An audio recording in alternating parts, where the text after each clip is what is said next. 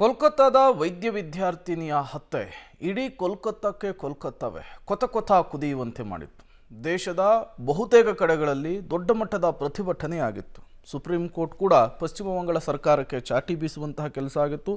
ಮೊನ್ನೆ ಅಂದರೆ ಶನಿವಾರದಂದು ರಾಜ್ಯದಲ್ಲಿ ವೈದ್ಯಕೀಯ ಸಿಬ್ಬಂದಿಗಳು ಒಪಿಡಿಗಳನ್ನು ಬಂದ್ ಮಾಡಿ ದೊಡ್ಡ ಮಟ್ಟದ ಪ್ರತಿಭಟನೆ ಮಾಡಿದರು. ಆದರೆ ನಮ್ಮ ರಾಜ್ಯದ ಆಸ್ಪತ್ರೆಗಳಲ್ಲಿ ವೈದ್ಯಕೀಯ ಸಿಬ್ಬಂದಿಗೆ ಭದ್ರತಾ ವ್ಯವಸ್ಥೆ ಹೇಗಿದೆ ಅನ್ನೋದನ್ನು ನಿಮ್ಮ ಪಬ್ಲಿಕ್ ಟಿವಿ ರಿಯಾಲಿಟಿ ಚೆಕ್ ನಡೆಸಿದೆ.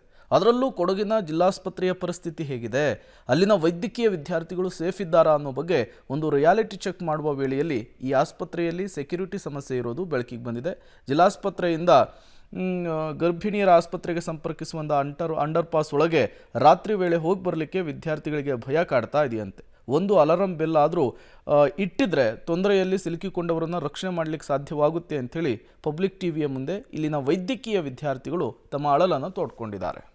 ಕೋಲ್ಕತ್ತಾದಲ್ಲಿ ಮಹಿಳಾ ವೈದ್ಯ ಮೇಲೆ ಅತ್ಯಾಚಾರ ನಡೆಸಿ ಅದಾದ ನಂತರ ಹತ್ಯೆಯನ್ನು ಮಾಡಿರ್ತಕ್ಕಂಥದ್ದು. ಈ ಹಿನ್ನೆಲೆಯಲ್ಲಿ ದೇಶಾದ್ಯಂತ ಈ ಒಂದು ಘಟನೆಗೆ ಆಕ್ರೋಶ ಕೂಡ ವ್ಯಕ್ತವಾಗಿತ್ತು. ವೈದ್ಯಾಧಿಕಾರಿಗಳಿಗಿರ್ಬೋದು, ವೈದ್ಯ ಲೋಕದ ಎಲ್ಲರೂ ಕೂಡ ಈ ಒಂದು ಘಟನೆಯನ್ನು ಖಂಡಿಸಿ ಇತ್ತೀಚಿನ ದಿನಗಳಲ್ಲಿ ಒಂದು ಬೃಹತ್ ಪ್ರತಿಭಟನೆ ಕೂಡ.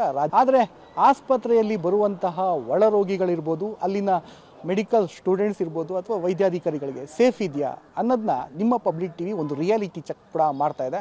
ಸದ್ಯ ಇದೀಗ ಮಡಿಕೇರಿ ನಗರದ ಜಿಲ್ಲಾ ಆಸ್ಪತ್ರೆಯ ಬಳಿ ಪಬ್ಲಿಕ್ ಟಿವಿ ಇರ್ತಕ್ಕಂಥದ್ದು. ನೀವು ಇಲ್ಲಿ ದೃಶ್ಯದಲ್ಲಿ ನೋಡ್ಬೋದು. ಯಾಕಂದರೆ ಸಾಕಷ್ಟು ಜನರು ಕೂಡ ಈ ಒಂದು ಆಸ್ಪತ್ರೆಗೆ ದಿನನಿತ್ಯ ಸಾವಿರಾರು ಸಂಖ್ಯೆಯಲ್ಲಿ ಈ ಒಂದು ಜಿಲ್ಲಾಸ್ಪತ್ರೆಗೆ ಕೂಡ ಬರ್ತಾರೆ. ಆದರೆ ಬರುವಂತಹ ಸಂದರ್ಭದಲ್ಲಿ ಬೆಳಿಗ್ಗೆ ಆಗಲಿ ರಾತ್ರಿ ಆಗಲಿ ಸಾಕಷ್ಟು ಜನರು ಕೂಡ ಈ ಒಂದು ಜಿಲ್ಲಾಸ್ಪತ್ರೆಯನ್ನೇ ಅವಲಂಬಿಸ್ಕೊಂಡು ಕೂಡ ಇರ್ತಕ್ಕಂಥದ್ದು. ಆದರೆ ಇಲ್ಲಿ ಸುರಕ್ಷತಾ ದೃಷ್ಟಿ ಇದೆಯಾ ಅಥವಾ ಭದ್ರತಾ ವೈಫಲ್ಯ ಇದೆಯಾ ಅನ್ನೋದನ್ನು ಕೂಡ ಪಬ್ಲಿಕ್ ಟಿವಿ ಒಂದು ರಿಯಾಲಿಟಿ ಚೆಕ್ಕನ್ನು ಮಾಡುವಂಥದ್ದು ಕೂಡ ಮುಂದಾಗಿರ್ತಕ್ಕಂಥದ್ದು. ನೀವು ಇಲ್ಲಿ ದೃಶ್ಯದಲ್ಲಿ ನೋಡಿ ಸಾಕಷ್ಟು ಜನರು ಕೂಡ ಎಂದಿನಂತೆ ಓಡಾಟವನ್ನು ಮಾಡ್ತಾರೆ. ತಮಗಿರ್ತಕ್ಕಂಥ ಅನಾರೋಗ್ಯ ಏನಿದೆ ಅದನ್ನು ವೈದ್ಯರ ಬಳಿ ತೋರಿಸ್ಕೊಂಡು ಹೋಗುವಂಥದ್ದು. ಕೆಲವೊಂದಷ್ಟು ಜನರು ಕೂಡ ಬಂದು ಇಲ್ಲೇ ಅಡ್ಮಿಟ್ ಕೂಡ ಆಗ್ತಾರೆ.